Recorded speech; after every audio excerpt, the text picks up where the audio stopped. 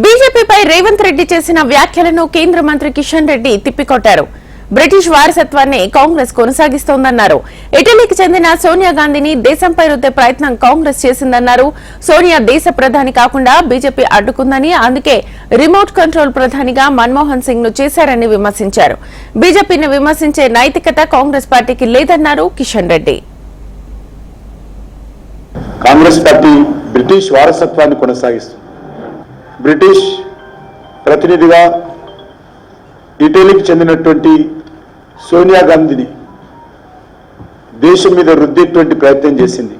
ఆ రోజు భారతీయ జనతా పార్టీ అడ్డుకోకపోతే సోనియా గాంధీ ఇటలీకి చెందినటువంటి వ్యక్తిని దేశ ప్రధానిగా చేయాలని దుర్మార్గపు కుట్ర ప్రమాదం ఏ రకంగా చేసిందో దేశ ప్రజలందరూ మర్చిపోలేదు. ఆ రోజు మా పార్టీ ఖచ్చితంగా అడ్డుకుంటాము. మా స్వర్గీయ సుష్మా స్వరాజ్ గారు ప్రతిన పూనరుతో దిక్కుతోచని పరిస్థితుల్లో ఆ రోజు రిమోట్ కంట్రోల్ ప్రైమ్ మినిస్టర్గా మన్మోహన్ సింగ్ గారిని పెట్టుకున్న విషయము దేశ ప్రజలు మర్చిపోలేదు. ఈరోజు Congress party Indian national Congress కాదు, అది ఇటలీ నేషనల్ కాంగ్రెస్ పార్టీగా ఈరోజు మారిపోయింది.